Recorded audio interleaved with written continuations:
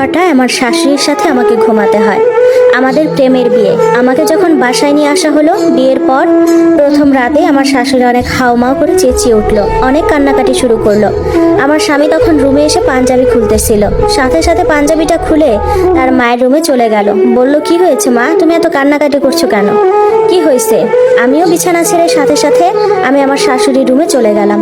সেখানে গিয়ে দেখি আমার বড় যাও সেখানে উপস্থিত। সে আমাকে কাছে ডেকে নিয়ে বলল, কিছুই হয়নি বোন, তোমার শাশুড়ি এখন থেকে মনে করতেছে ছেলে বিয়ে হয়ে গেছে মানে তার ছেলে পর হয়ে গেছে। সে এখন বউয়ের সাথে ঘুমাবে, আলাদা খাবে, এর জন্য কাঁদতেছে। ঠিক আমার বিয়ের সময় এমনটা হয়েছিল। আমার শাশুড়ি তখন অনেক কান্না করতেছে। তখন তার ছেলেকে বলতেছে, ওরে বাবু, তুই আর আমার নাই রে, তুই তোর বউয়ের হয়ে গেলি, এখন আমার কাছে আর কে ঘুমাবে? আমার শাশুড়ির ছোট ছেলে হচ্ছে আমার স্বামী, তাকে ছাড়া কখনোই তার ঘুম হয় না। সাথে সাথে আমার স্বামীও বলে উঠলো, কান্না করিও না মা, তোমার শরীর খারাপ করবে, আমি তোমার সাথেই ঘুমাবো। আমার শাশুড়ি আবার তার পাল্টা জবাব দিল, এখন আর আমার শরীর খারাপ করলে তুই কি আর আমাকে দেখবি? তুই তো পর হয়ে গেছিস। আমার স্বামী যখন বলল আমি তোমার সাথেই ঘুমাবো, বউয়ের সাথে ঘুমাবো না, তখন দেখি আমার শাশুড়ি আবার ঠান্ডা হয়ে গেল।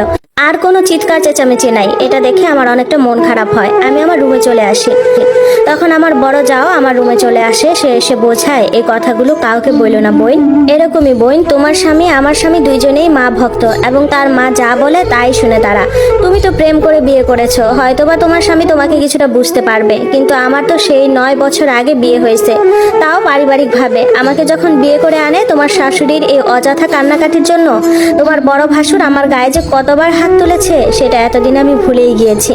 তুমি তোমার স্বামীরে হাতে রাখো, না হলে আমার মতোই কপাল হবে তোমার। এই কথাগুলো বলার পর আমার বড় যা তাড়াতাড়ি আমার রুম থেকে বের হয়ে গেল। এতক্ষণে আমার বড় যা আমাকে যে সমস্ত কথাগুলো বলতে চেয়েছে আমি সবই বুঝতে পেরেছি।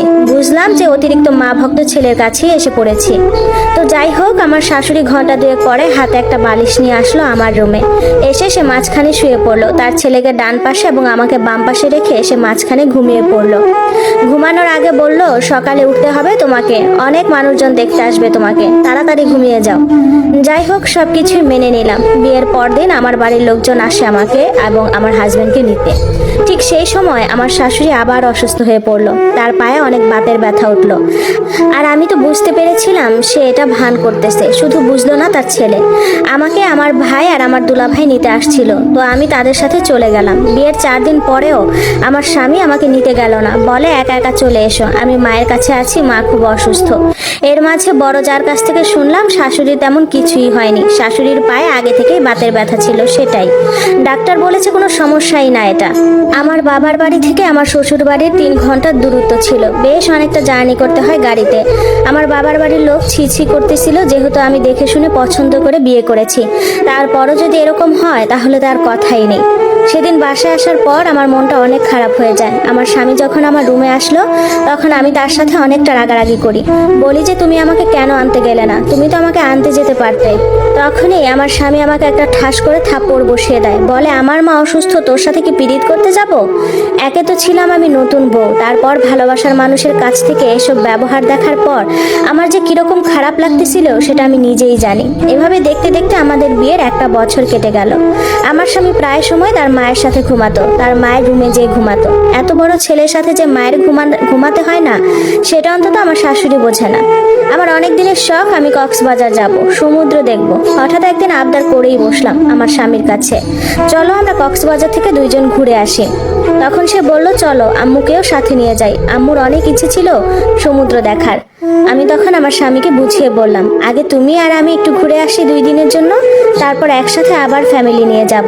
বিয়ের পর তো তুমি আর আমি সেভাবে ঘুরতে পারিনি বা একা একা সময় কাটাতে পারিনি। তখন আমার স্বামী বলে উঠলো, আমার আম্মুর অনেক ইচ্ছে ছিল সমুদ্র দেখার, আমি যদি এখন তাকে না নিয়ে যাই সে মনে অনেক কষ্ট পাবে।